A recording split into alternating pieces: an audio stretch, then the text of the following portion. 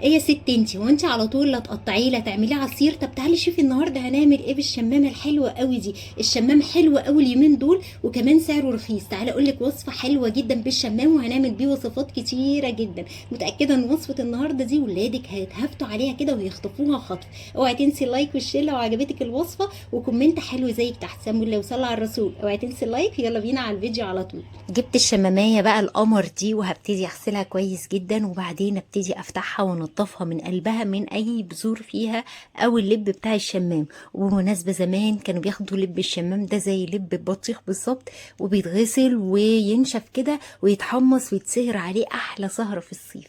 كان خطير. معرفش احنا معدناش خالص احنا بنعمل الحاجات دي.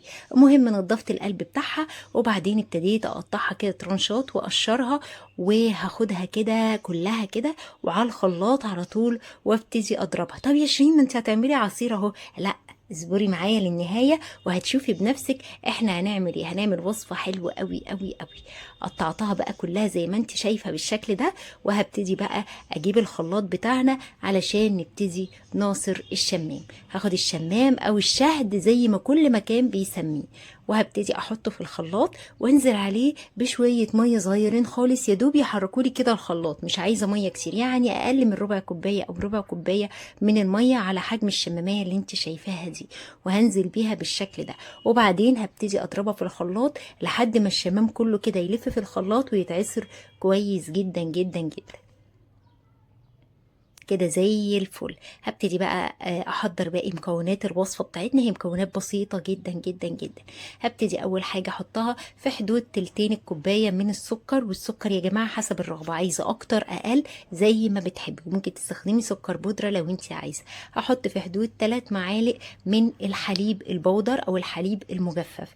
خلاص بيدي طعم حلو قوي قوي قوي. كمان هبتدي احضر معايا هنا في حدود نص كوبايه من بودره الكريم الشانتيه الخام.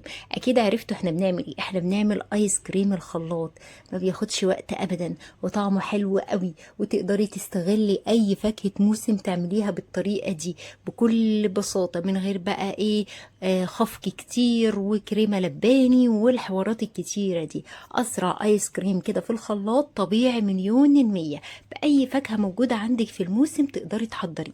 الجو حر وعايزين كل يوم ايس كريم ايس كريم، مش معقول هنقعد كل يوم نشتري من بره. لا، حضريه في البيت كده وبكل بساطة وسهولة.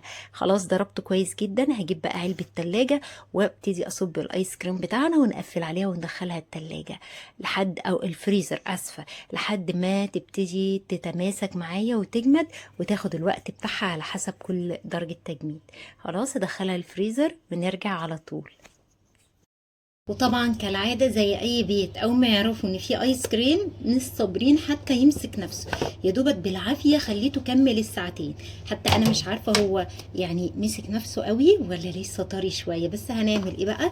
فالولاد مستعجلين عليه، فيلا بقى احنا وحظنا نبتدي نطلع ونشوف. نقول بسم الله الرحمن الرحيم ونشوف كده. بسم الله.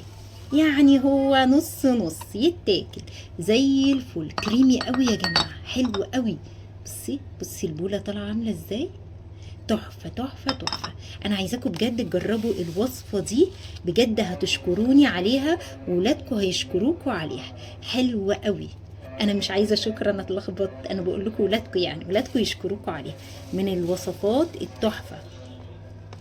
طبعا جربيها وارجعي قولي لي رايك تحت في الكومنتات، وان كان حلو ولا اي كلام. بس انا متاكده انه هيعجبكم جدا. اي بصي ايس كريم فاكهه خطير، احلى 100 مره من البودره والصناعي والحاجات دي كلها. اي ايس كريم عاملاه بالفاكهه في البيت تحفه. تعالي بقى كده شوفي قد ايه المطه حلوه وقد ايه هو حلو جدا. بصي خطير. جربوه، متاكده انه هيعجبكم، هيعجب ولادكم جدا. بسم الله.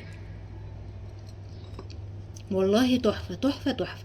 جربوه، متاكده انه هيعجبكم جدا. هستنى ارائكم ولايكاتكم والشير. بحبكم واشوفكم على خير فيديو جديد. سلام.